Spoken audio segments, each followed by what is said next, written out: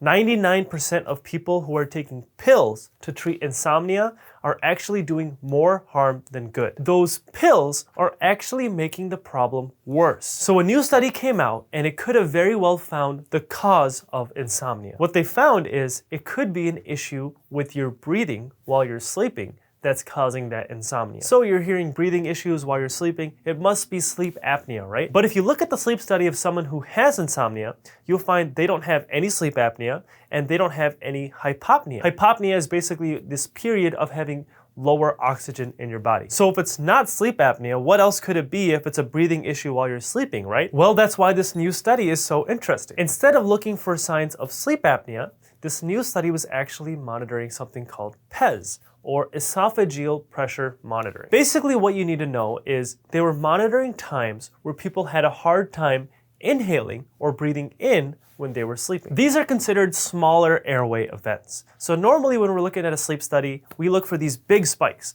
and these big jumps or these big spikes are what signals something like sleep apnea. But there's also these smaller airway events. And for a long time, these smaller airway events were completely ignored because they're so overshadowed with these big spikes that signal sleep apnea. So again, these smaller airway events are signaling times where some people had trouble inhaling while they're sleeping. Well, first off, let's look at why these airway events are so small in the first place. So luckily, our body has some built-in mechanisms to keep everything functioning normally. So when people have trouble breathing in, it means they have some type of obstruction in their upper airway. So this could be like enlarged tonsils, it could be deviated septum, it could be just a ton of mucus. There's a ton of things that could be happening that could limit the amount of air that's getting into our lungs. So I want you to try something. I want you to try taking normal breaths. Try taking normal inhales and exhales and just take a few normal breaths and see how you feel. You can pause the video if you want. So how do you feel? Well, you probably feel pretty good, right? You're just breathing like a normal person. So now I want you to try something a little different. Instead of inhaling all the way, try inhaling only about half the way and then exhale like you normally would. And now if you want to pause the video again, try taking a few breaths like this. So over time, what you'll find is you probably won't feel so good. Your heart rate will start to go up, you'll start to feel more lightheaded, and it just won't be comfortable. Now imagine doing this all night long. This is what it's like to have that airway obstruction where it's hard for air to get into your lungs. But luckily, our body has its own built-in mechanism to start getting more oxygen to our lungs. In cases like this, our airway can actually open on its own, and it doesn't even need to involve our brain. And the reason is our airway has this certain threshold.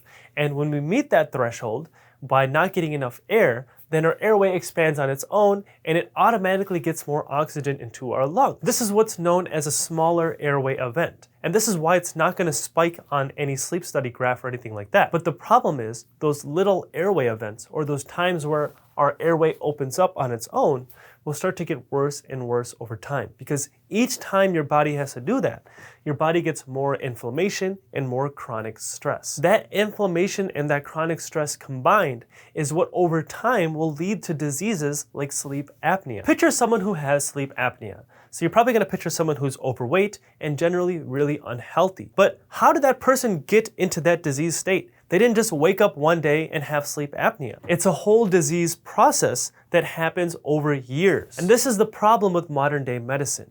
We wait until things are really bad before we start treating people. In reality, someone who has sleep apnea shouldn't be being treated now.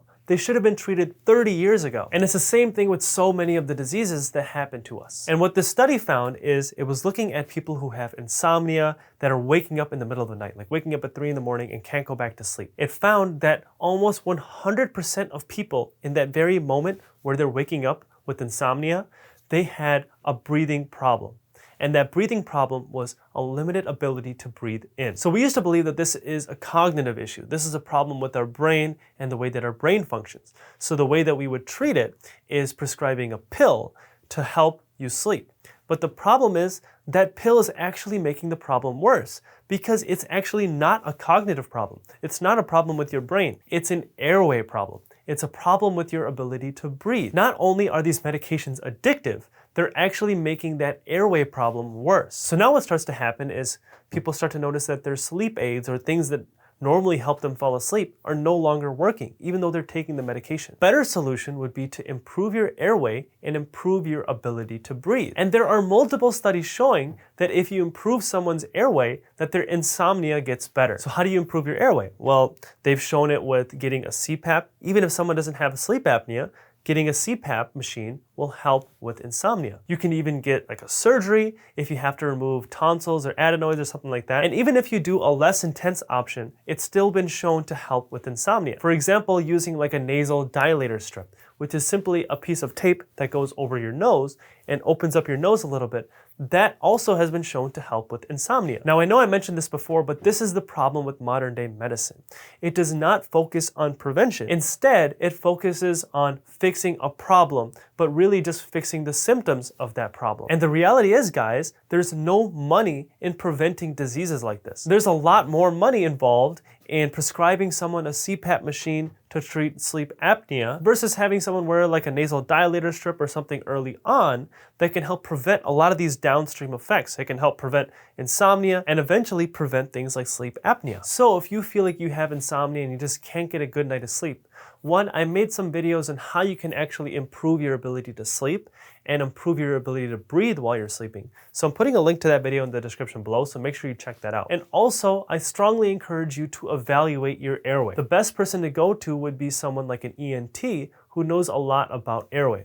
And they can evaluate your whole airway from your nose, from your mouth, to your lungs and see if there's any sort of obstruction or anything like that. Thank you guys for watching. I hope you liked that video. If you haven't already, hit that thumbs up button and subscribe to my channel below. I will see you in the next video.